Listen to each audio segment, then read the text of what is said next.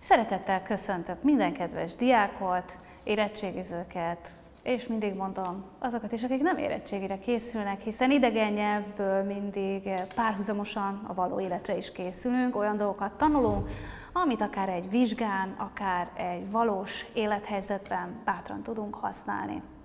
Mai témánk education, school and education. Okay, I switch into English and I continue like this. Many times I talked about the final exam, the middle level English oral exam, how it is going on. Okay, it has 3 parts. The first one is the short questions. You answer some questions about, for example, education, and you give short answers like some sentences, not a whole monologue. And you have to use a nice range of vocabulary. At least you have to make an impression that you prepared to this exam. Okay? And while you prepare for an exam, you always train yourself to be to speak fluently English, to speak with a wide range of vocabulary, to sound more natural in English. Okay? The second part of the final exam is the situation. You act out the situation with your examinator teacher based on a given instruction. And the third part is you get 1 or 2 pictures of a topic and you describe it. It's only you who speaks in this part. Now, let's have some example questions that you might have at an exam, but of course you might have some other questions, okay? What I have time to do is, what I have time for doing is just examples, okay? So, let's see, short questions. What do you like about your school? What do we mean? The building, the people, the studies? Well, we mean all, okay? All of it, all of these. So, do you like your school? Why or why not? You can describe the school building. It can be beautiful and modern. It can have a nice atmosphere.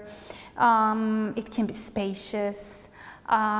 You can have an old and dark and dilapidated school building. I used to go to a school like that earlier on. But you can still like the atmosphere, okay? And you can talk about the infrastructure, like it can be a well-equipped school, it can have nice sports facilities, a football pitch, a tennis court. Well, we have a tennis court in this school. You can have a science lab. Well, every school have a science lab, I think. You can have an art display, a nice and big schoolyard where you can go out in breaks. Nice plants. Okay. You can love the teachers. At least don't hate the teachers. It's not a good idea. Okay. But you can love the teachers, or if you don't particularly love the teachers, don't say that. But your teachers can be well prepared. They can hold interesting lessons. They can be people who understand you. Or you can love your classmates. You can say you love your classmates. You have a lot of friends in that school. So these are the things that you can talk about when you say whether you like a school or not. What's your favorite school subject? Learn the vocabulary of the school subjects. I'm not going to enlist all of these. Everybody learned them. I let you revise these on your own, but prepare with some that you really like and some reasons why. Maybe you find history really interesting and gripping, or you find maths very logical and very easy to learn because one thing is built upon another thing. It's logical. You can love arts or literature because it's a pleasure to read. Okay, find reasons. Talk about the Hungarian educational system. You can get this as an exam question, and you can get this as a question in a company of friends. Okay, why not? my suggestion is don't go into, don't go on enlisting a lot of criticism about Hungarian educational system. We all know about the drawbacks of the system, and you don't have to praise it either if you don't want to, but you can talk about, you can mention the problems, of course, but it's not nice to complain all the time, to just go on complaining and criticizing. It's very negative. Okay, but we need some facts to know, some vocabulary. Nursery school. Nursery school is where children go under the age of 3, okay? In Hungary, it's not very usual that children under the age of 2 go to nursery school, because moms have maternity leave up to 2 years of age of the kid, and it's not very frequent abroad. So it's a nice topic when you meet some friends from abroad, and it's very interesting to tell them. Kindergarten, where children go at the age of 3 until the age of 6. But in some other countries, they finish it at the age of 5 and they go to the preparatory class of the primary school. But in Hungary, you go to kindergarten until the age of 6, maybe 7, but today it's going to be 6. Primary school, secondary school. After the primary school, you could go to secondary school, which in the USA you call high school. Okay. Now it's a common question how to say szakközépiskola in English. Some people say they call it technical school. Some other people say it's secondary technical school, and then some people even say, or some course books teach you vocational school.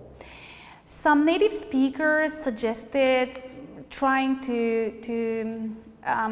to say whether it's in economical high school. Well, it will be more precise. They will understand you better. Okay. These are the different schools that you can go to.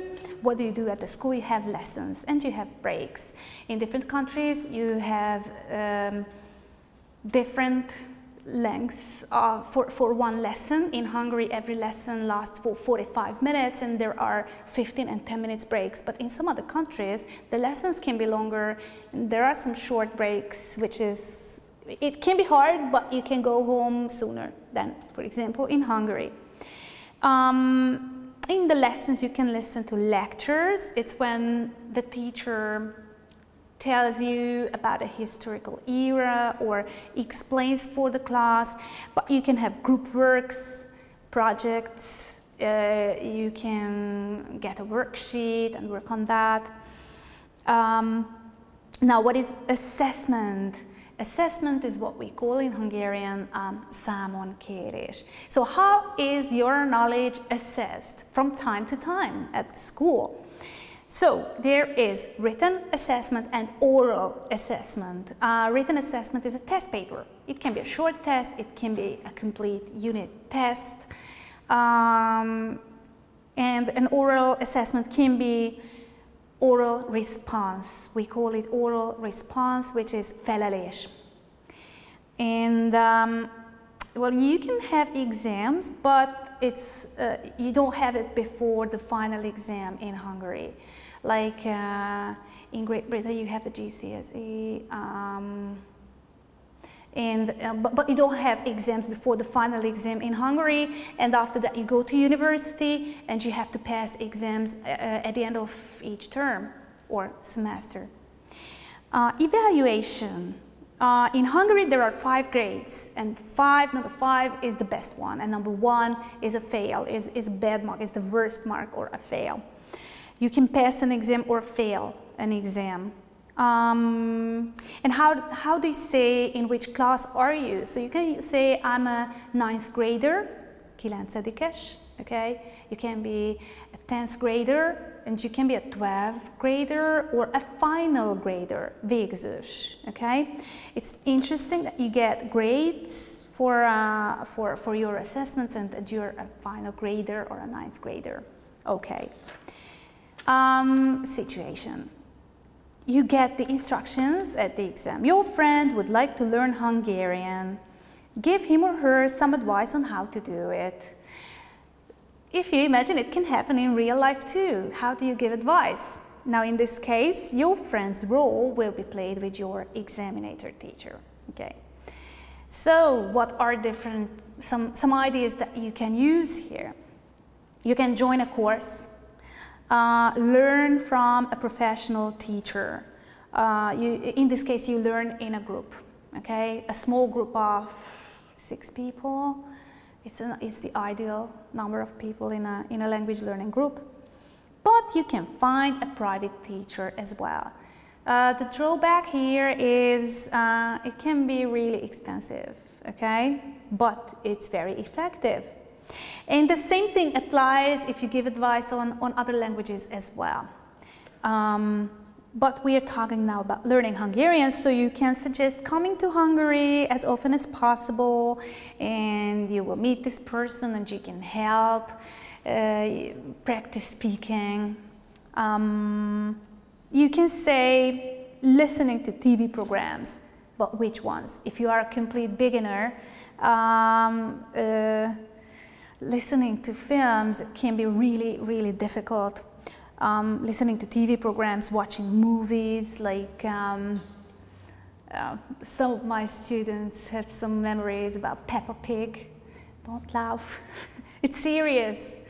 I used the Tales of Peppa Pig, the cartoon, in my French lessons with complete beginner students.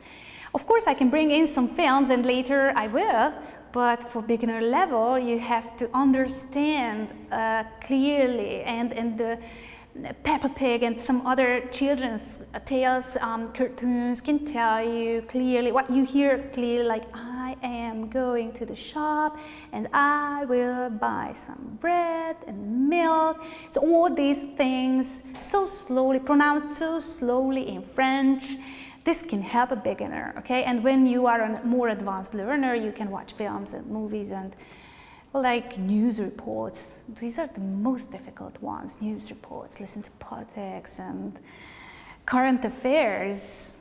Yeah, you must be an advanced student for that, but it's a good thing to do. Read books. Again, there are graded readers books, which means that some novels are adapted to your level of English or German or other languages, so you can read the same story at a lower level, okay? And it's really great fun. It's really useful to read books. And in this situation, you can give this as an advice. Talk to you on Skype. So your friend can call you on Skype and you can talk and you can work on his fluency, pronunciation, and intonation. Okay, what is intonation? Hangsúly. Okay, it's very important to learn intonation. Sometimes if you don't know the correct intonation of a word, it can cause confusion. Okay. And of course, you can work on your listening skills. Well, that was watching programs, watching films. You work on your reading skills, writing, and learn grammar, of course. There are different grammar books that you can buy. Bookshops are full of them, and it's also really good if you would like to practice grammar, but you can download a lot of applications, and all these ideas can be incorporated into this situation. You discuss it with your friend.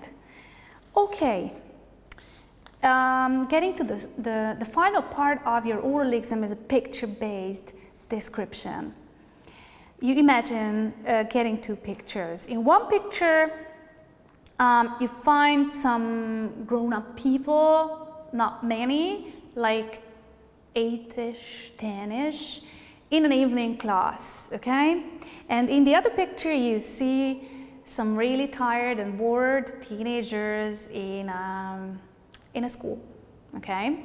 Now, you talk about these 2 pictures, you compare them. Of course, you have to talk about studying, education. What are the things that you can mention here? In an evening course, The students are adults, grown-ups, okay? They are certainly more enthusiastic. Why? Because this is a course that they have chosen by themselves. They are eager to learn. They paid money for that, okay? There is a tuition fee, they paid for it, and they know that they have to learn, but at the same time, they are enthusiastic, they are more engaged, like they're more active during the lesson. They feel like doing it, they're happy about doing it, they're more ambitious, and there are less students in a group, okay? Now, teenagers, getting to the picture with teenagers in a school, they are always tired and stressed. The reason can be that they have to study a lot, but also they don't go to bed early enough, both. And maybe they don't go to bed early enough because they learn too much. And maybe they watch movies. Okay, they sometimes just don't understand the value of studying because they have always gone to school. It's compulsory for them, okay? So it's not something that they have chosen by themselves, and they don't pay for it, they take it as granted, okay? And so they think it's always there. But not everybody has access to education all around the world. So it's a value to be able to study, but it's quite natural for teenagers to be tired and bored. Sometimes there are just too many in a classroom, and they have already had a lot of lessons during that day. So you can mention all these things. There are more students in a class, maybe they have less opportunities to talk or to be active, okay? Right. That was all for today about education. Remember that I only talk about some examples, but you can get other questions at an exam, you can get other questions in at a party where you go with some friends. But if you prepare with a bunch of vocabulary, you can't be confused. You will always be able to speak fluently. I wish you good luck with your studies, especially now with your studies at home. I wish you find some effective ways of learning, improving yourselves, and I'm really looking for the moment to see you again face to face. Goodbye, everybody.